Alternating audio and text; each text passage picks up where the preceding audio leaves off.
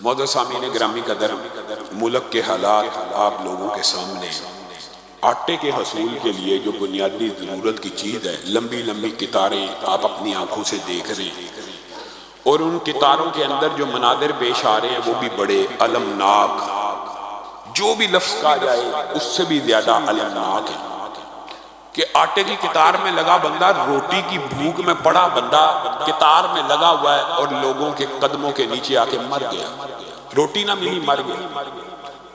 وہ عورتیں جن کے بالوں کو آسمان کے سورج نے کبھی نہیں دیکھا، حجاب اور نقاب اور پردے اور برقعے کے عالم میں مردوں کے درمیان گھسی ہوئی ہیں آٹا لینے کے لیے۔ یہ ملک کے جو سنگین حالات ہیں، مجھے بتائیے اس کا ذمہ دار کون ہے؟ ہم نے کیا یہ ساری کی ساری ذمہ داری حکمرانوں کے اوپر ڈالنی ہے؟ میں اور آپ بھی اسی معاشرے اور سوسائٹی کا حصہ ہیں، آپ اور میں بھی اس المناک واقعے کے ذمہ دار ہیں، چاہے آپ مانیں یا نہ مانیں۔ آپ کے ووٹوں سے یہ لوگ منتخب ہوئے ہیں، آپ کے ووٹوں سے ہوئے، یہاں تو آپ انکار کر دیجئے ہمارے ووٹوں سے نہیں ہوئے۔ اور پھر حکمرانوں کا جو طرز عمل ہے وہ بڑا قبیح ہے، بڑا عجیب ہے۔ ایک الزام لگاتا ہے دوسرے پہ، پنجاب کی ذمہ داری نہیں دی، یہ وفاق کی ذمہ داری ہے۔ وہ کہتا ہے یہ ہمیں 37 کلومیٹر کا حاکم کہتے ہیں، یہ پنجاب کی ذمہ داری ہے۔ فلاں ترمیم میں خوراک کی جو ساری کی ساری فراہمی ہے وہ صوبے کی ذمہ داری ہے۔ جی گندم کا جو کوٹا ہے جی وہ وفاق کی ذمہ داری ہے۔ ہر بندہ اپنی ذمہ داری دوسرے کے اوپر پھینک رہا ہے۔ عوام کس سے پوچھے؟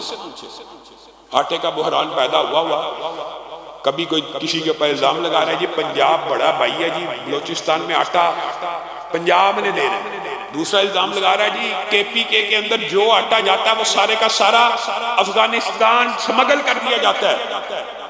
تیسرا کچھ اور الزام، ایک دوسرے کے گریبانوں کو پکڑا ہوا عوام کو بے وقوف بنانے کے لیے، اور عوام کو اتنا تنگ کر دیا، عوام کا سارا سسٹم مہنگائی کو اتنا بڑھا دیا ہے۔ میں آپ کو ایک بات بتاؤں، کئی مرتبہ جو احتجاجی تحریکیں ہوتی ہیں وہ اس لیے بھی فیل ہوتی ہیں۔ احتجاج کیسے کرنا ہے؟ احتجاج کے لیے بھی عوام نہیں نکلنا نا۔ عوام کو اگر میں اور آپ کال دیں نکلو احتجاج کے لیے تو وہ کہتے ہیں جناب اگر ایک دن ہم آپ کے ساتھ احتجاج میں رہے تو کل کے دن تو ہمارے گھر میں فاقہ ہو جائے گا۔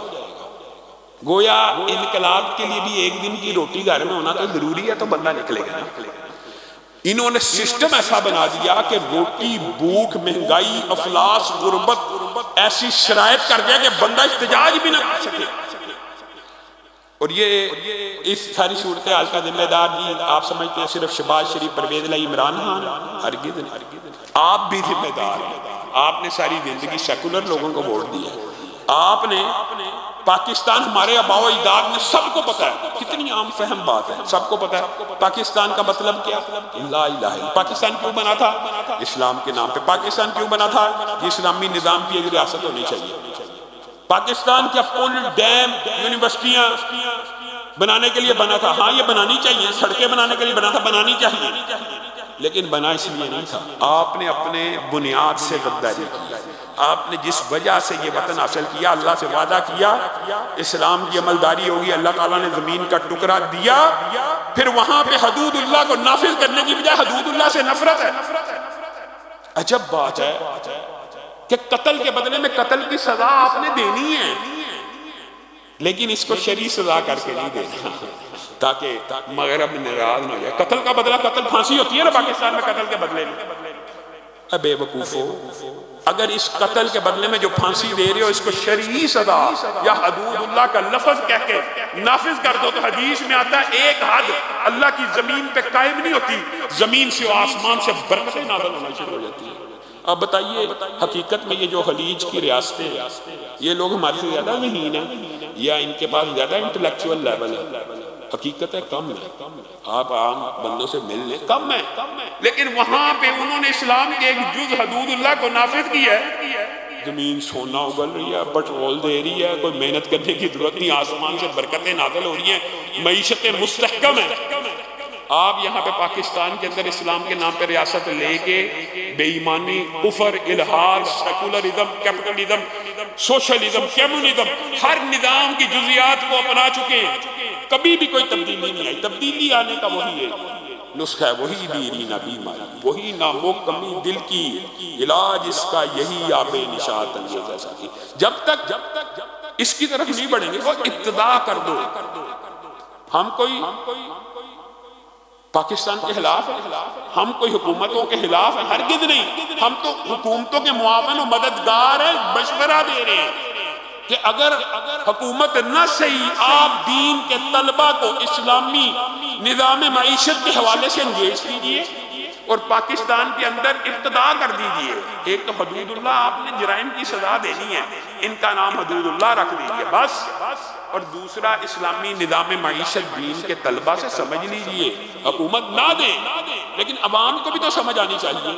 اللہ کی قسم یہ دین اسلام ایک ایسا فارمولہ اور کلیہ ہے، جب بھی معاشرے کے اوپر اس کا کوئی سسٹم، کوئی جز، کوئی نظام لاگو ہوگا بدلے میں رزلٹ سیم ہوگا. ہمیشہ 1400 سال پہلے جو رزلٹ نکلا معیشت کی ترقی کا، آج بھی یہ نظام آئے گا معیشت ترقی کرے گی. جزیات نافذ ہیں تو معیشت ترقی کاری ہے. اگر کل نافذ ہو جائے شرم آتی ہے کہتے ہیں. کبھی ہم کہا کرتے تھے 2 ٹکے، آج 1 ٹکا 2-3 روپے کا ہو چکا. ہم کبھی تانے دیا کرتے تھے وہ بنگلہ دیش وہ ہم سے آگے نکل چکا. آپ دیکھ لیں افغانستان آپ کے سامنے، نئی حکومت آئی ہے، آپ لکھ لیں یہ پیشین گوئی، 10 سال نہیں گزریں گے آپ دیکھ لینا ان کی معیشت کیسے ترقی کر چکی ہے. آپ نے کبھی بھی اس چیز کے اوپر ووٹ نہیں کیا. آپ لوگوں نے بھی، آپ نے ووٹ پھر عمران خان کو دینا، آپ نے ووٹ پھر نواز شریف کو دینا. تو پھر یہ رونا، یہ وویلا کرنا، یہ وعدے اٹھانا، یہ منافقت کے علاوہ کچھ نہیں ہے. یہاں تو آپ ایک مرتبہ اسلامی نظام کو موقع دیجیے. تخت رسول کے اوپر بھی انبیاء کے ورثاء کو ایک مرتبہ بٹھا کے دیکھ لیجیے، اللہ کی قسم تبدیلی نہ آئی ہمیں پکڑ لینا. یہ ہو نہیں سکتا، یہ ممکن نہیں ہے، یہ ممکن ہی نہیں ہے کہ اسلام کا نظام آئے اور تبدیلی نہ آئے.